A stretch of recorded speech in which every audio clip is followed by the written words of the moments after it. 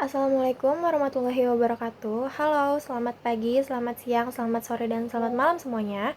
Di sini kami ingin mempresentasikan tentang analisis data keuangan pada PT FKS Food Sejahtera.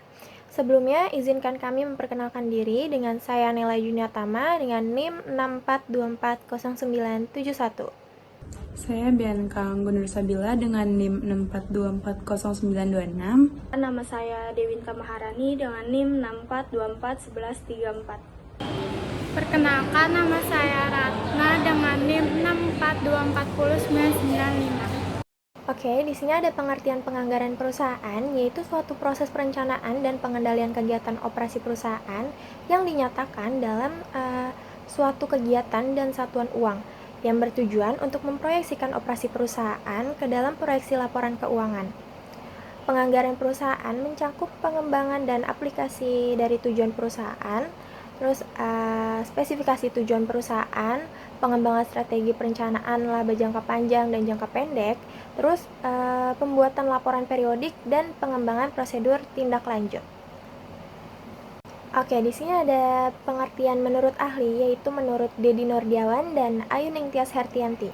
Terdapat suatu anggaran dikutip dari bukunya Akuntansi Sektor Publik 2010. Anggaran dapat dikatakan sebagai sebuah rencana finansial yang menyatakan rencana-rencana organisasi untuk melayani masyarakat atau aktivitas lain yang dapat mengembangkan kapasitas organisasi dalam pelayanan.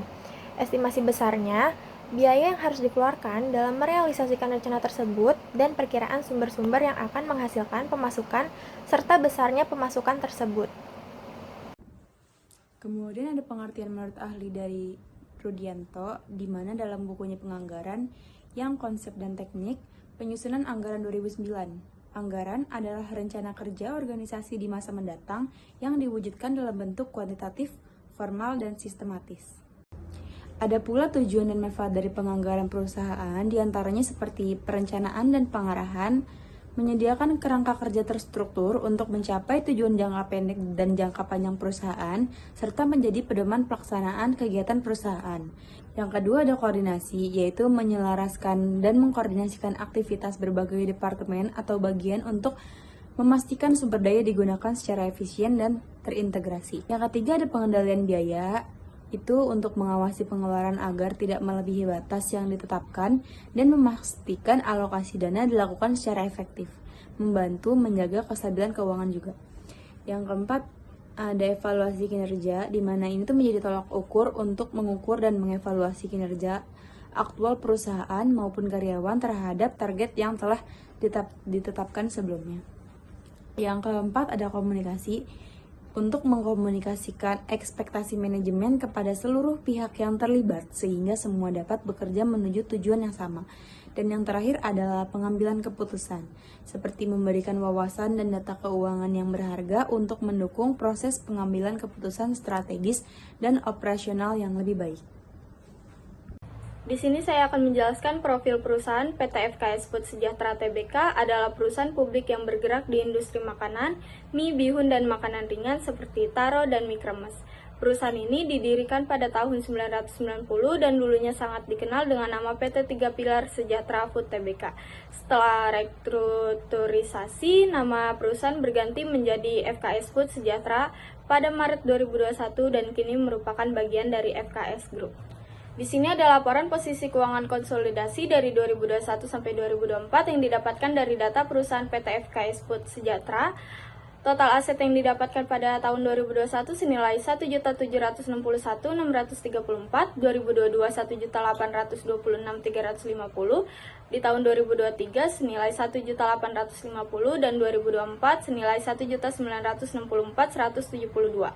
Total liabilitas yang didapat pada tahun 2021 senilai 927.877, 2022 1.048.489, 2023 881.806, dan di 2024 senilai 918.34.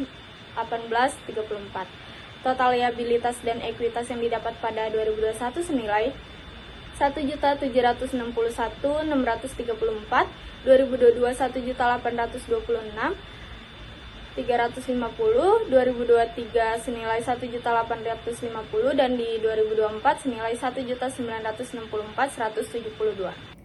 Jadi di sini saya akan menjelaskan tentang laporan laba rugi dan laporan komprehensif lain atau konsolidasi, di mana terdapat beberapa uraian, yaitu ada laba bruto, laba usaha, laba sebelum pajak penghasilan, laba tahun berjalan, penghasilan komprehensif lain tahun berjalan, total laba komprehensif tahun berjalan, dan total seluruhnya. Nah, di sini kami menghitung data dari 2021 sampai 2024. Nah, yang pertama adalah laba bruto.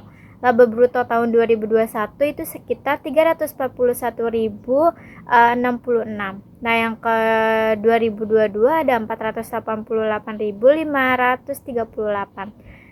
Nah, yang 2023 ada 566.598. Nah, di 2024 ada 707.697. Nah, yang kedua adalah laba usaha, di mana laba usaha tahun 2021 yaitu sekitar 50.067. Nah, yang 2022 ada sekitar 27.512. Nah, 2023 ada sekitar 76.483. Ya, di 2024 ada 134.239. Nah, di sini ada laba sebelum pajak penghasilan 2021 ada 14.108. 2022 ada 56.487. 2023 ada sekitar 50.763. 2024 ada sekitar 111.768. Nah, di sini ada laba tahun berjalan 2021. 2021 itu ada 5.762, 2022 ada 62.539, 2023 ada 18.796, 2024 ada 69.482. Nah, di sini ada penghasilan komprehensif lain atau tahun berjalan. Di 2021 PT ini sebesar 21.874. 2022 ada 6.463. 2023 ada 171.695.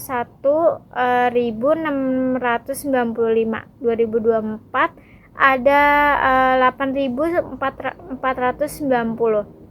Nah, di sini ada total laba komprehensif tahun berjalan, di mana tahun 2021 ini ada 16.112. 2022 ada 55.896. 2023 ada 190.491. 2024 ada 77.972. Nah, di sini ada total. Jadi total 2021 ini ada 5.762, total 2002 ada 62.359, total 2023 ada 18.796. Total 2024 ada 69.482. Jadi total seluruhnya itu ada 16.112 itu di tahun 2021. Kalau tahun 2022 ada 55.896. Tahun 2023 ada 190.491. Tahun 2024 77.972. Nah, jadi penjualan ini paling besar di tahun 2023 yaitu sebesar 190.491.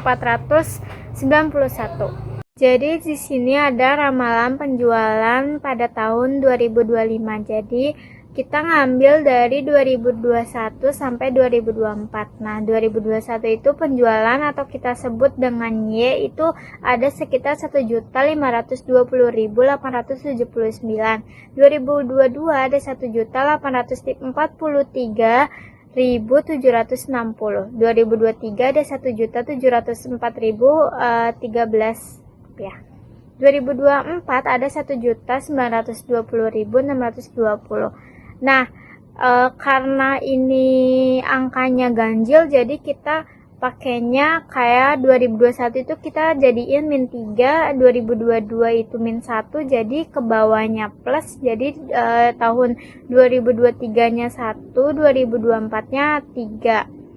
Nah, jadi kita ngitung XY-nya itu gimana? Jadi ngitung XY-nya itu dari 1.520.879 dikali min 3 sama dengan hasilnya 3.041.758. Nah, 2022-nya ada 1.843.760 dikali min 1 sama dengan min 1.843.760. Nah, tahun 2023-nya ada 1.704.013 dikali 1 hasilnya sama dengan 4.013 rupiah. Nah, 2024 ada 1.920.620 dikali 3 hasilnya 5.761.860. Nah, itu ketemu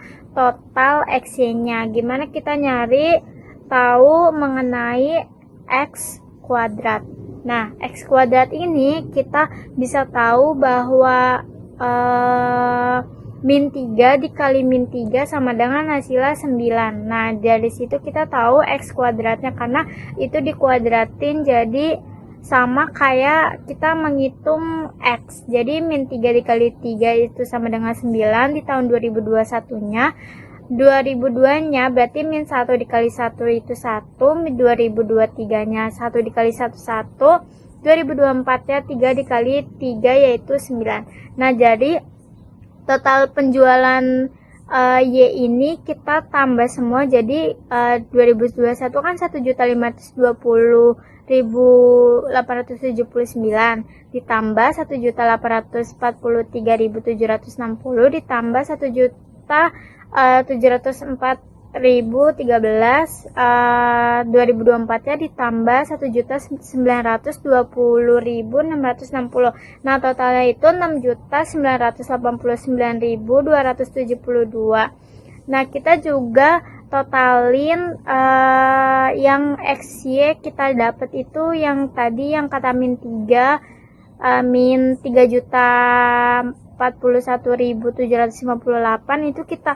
total menjadi hasilnya itu 2.580.355. Nah, jadi kita juga jumlahin X kuadratnya itu totalnya sama dengan hasilnya semuanya itu kita jumlah 20. Jadi yang pertama kita ngitung yang total penjualan A itu kan tadi 6.989.272. Nah, kita bagi 4 karena kita menghitung dari data 2021 ke 2024 karena 4 tahun kan. Jadi totalnya sama dengan 1.747.318. Nah, yang B-nya itu kita ngitung dari total hasil X-nya. Jadi X-nya itu tadi kita udah dapat 2.580.355. Nah, itu dibagi sama X kuadrat 20. Jadi hasilnya 129.017.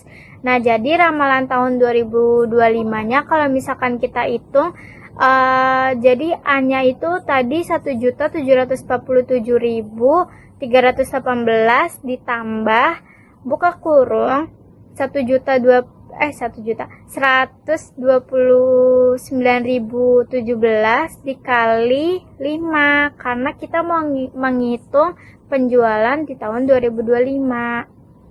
Nah, jadi hasilnya 1.747.318 ditambah 645.085. Itu totalnya dari seluruhnya hasilnya sama dengan 2.392.403. Oke, mungkin sekian yang dapat kami sampaikan dan jelaskan mengenai analisis data keuangan PT FKS Food Sejahtera. Mohon maaf apabila ada kesalahan dalam penyampaian dan dalam bertutur kata. Kurang lebihnya mohon maaf. Wassalamualaikum warahmatullahi wabarakatuh.